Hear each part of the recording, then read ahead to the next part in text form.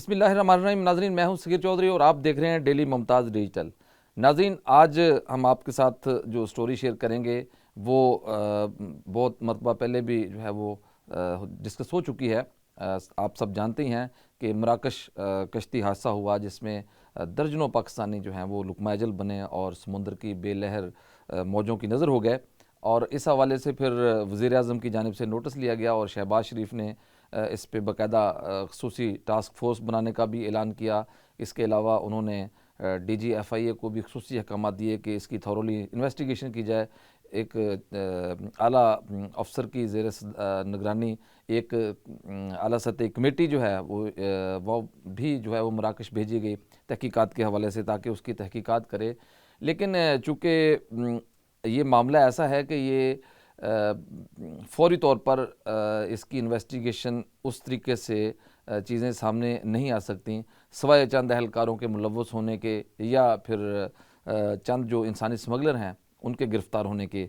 ये भी वो इंसानी स्मगलर हैं जो सब एजेंट जिनको कहा जाता है। जो मेन एजेंट हैं वो तो मुल्क में रहते नहीं हैं, वो तो बैरून मुल्क उनका नेटवर्क है और वहाँ पे से ही ऑपरेट करते हैं। लेकिन FIA ने कार्रवाई तो की, लेकिन वो कार्रवाई वज़ीर-ए-आज़म को मुतमिन ना कर सकी। वज़ीर-ए-आज़म शहबाज शरीफ चूँकि रोज़ाना की बुनियाद पर इसकी अपडेट लेते थे, इसकी रिपोर्ट उनको जाती थी, प्रोग्रेस रिपोर्ट उनको भेजी जाती थी और जिस पे वो बहुत ज़्यादा हदायत भी, सख्त हदायत भी जारी करते थे। तो बिलाखिर वो मुतमिन नहीं हुए और आज उन्होंने DGFIA अहमद इसहाक जहांगीर को उनके ओहदे से बरतरफ़ कर दिया है, उनको OSD बना दिया है और उन ये अहकाम दिए हैं कि उनकी जगह कोई ऐसा प्रोफेशनल ऑफिसर तैनात किया जाए जो इन सारे मामलात को कंट्रोल कर सके। तो नाज़रीन, ये पहली दफ़ा हुआ कि इस तरीके से FIA में एक DGFIA को मुअत्तल किया गया, OSD बनाया गया।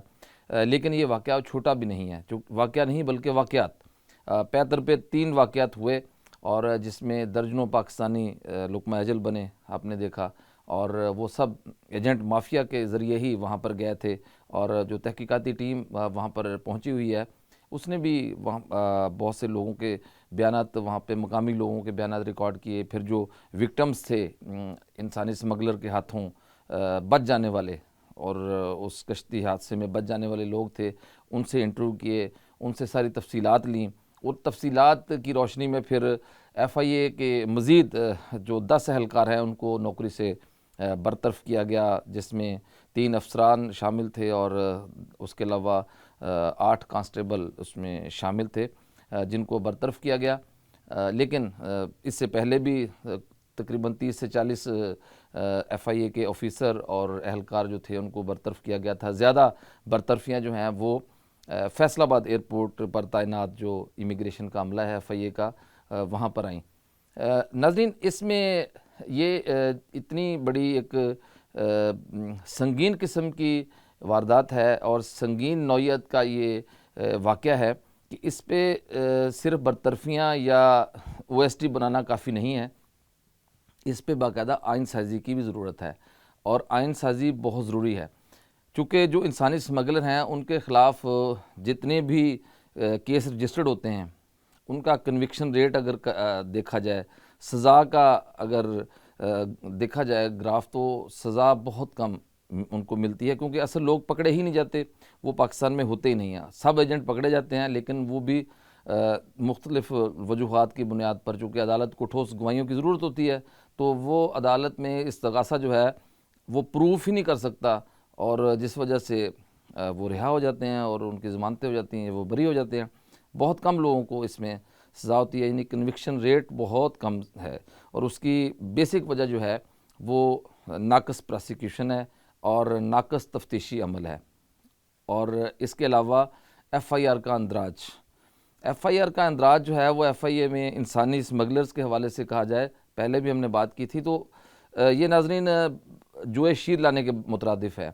एक बंदा जो कि पहले इन एजेंट्स के हाथों लुट जाता है, वो अपनी दरख्वास्त अगर लेके एंटी ह्यूमन ट्रैफिकिंग सेल जो बना हुआ है, AITC उसको कहते हैं FIA में, चूँकि वो रिक्वायरमेंट पूरी भी नहीं कर सकता, वो वहाँ पे बना हुआ है, तो वहाँ पे दरख्वास्त को पहले जो है वो तफ्तीश के मराहल से गुज़रना होता है। तो पहला मरहला उस पर नंबर लगना है, R&I से उनका नंबर लगाया जाता है।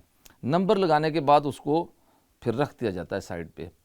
फिर उसकी बारी आती है 1 से 2 महीने बाद कि अब इस पे क्या करना है। फिर 1 से 2 महीने बाद वो जब केस जाएगा तो फिर वो इन्वेस्टिगेशन के प्रोसेस में चला जाएगा, उसकी वेरिफिकेशन होगी। वो वेरिफिकेशन होते होते वो 3 से 4 महीने सिर्फ उसको वेरिफिकेशन के अमल में गुजर जाते हैं।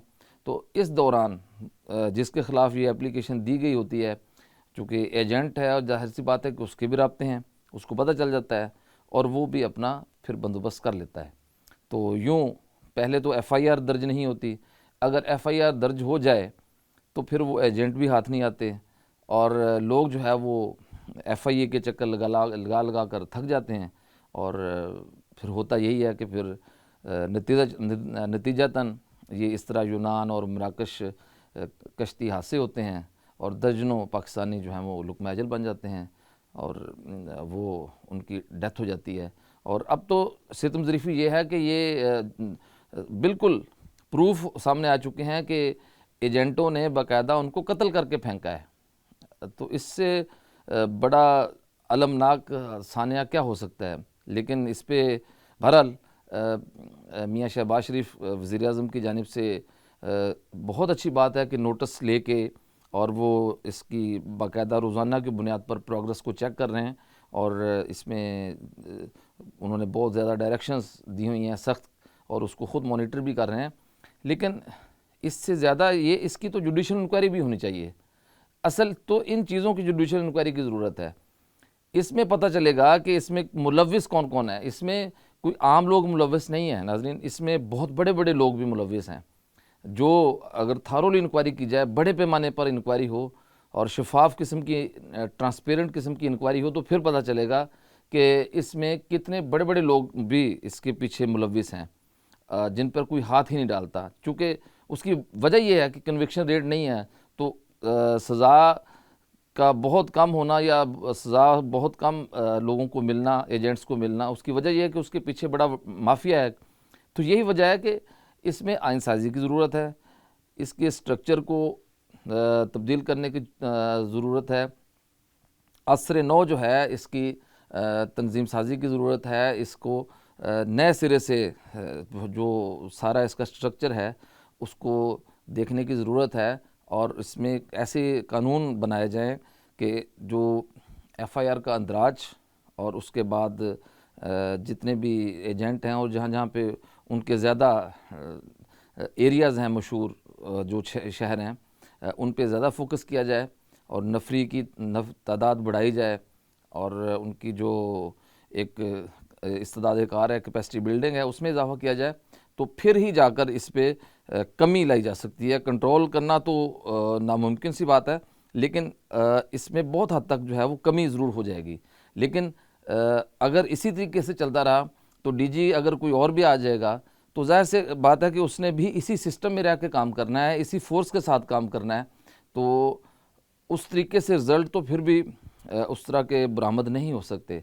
चूँकि ये कोई अंदरूने मुल्क तो इनका नेटवर्क है नहीं, ये बैरून मुल्क इनका नेटवर्क फैला हुआ है और उसको भी वहाँ से तोड़ना और उसके बाद इंटरनेशनल रवाबत को तेज़ करना, ये सारी सूरत उस वक्त होगी कि न जब यहाँ पे इसको बाकायदा असर नौ इसकी तश्कील दी जाएगी, इस पर नई कानून साजी होगी और सख्त कवानीन लाए जाएंगे और उसके बाद फिर प्रोसिक्यूशन का अमल जो है वो भी अच्छा होगा, उस म्यार का होगा, तफ्तीश उस म्यार की होगी, तो फिर ही जो ये एजेंट माफिया है इनको लगाम डाली जा सकती है। अदरवाइज़ इसी तरह लोग अपने जो हाथों से पैसे भी देंगे और इनके हाथों से कत्ल भी होते रहेंगे। तो नाज़रीन, इसी के साथ मुझे इजाज़त दीजिए, इंशाल्लाह नई अपडेट के साथ फिर हाज़िर होंगे। अल्लाह हाफ़िज़।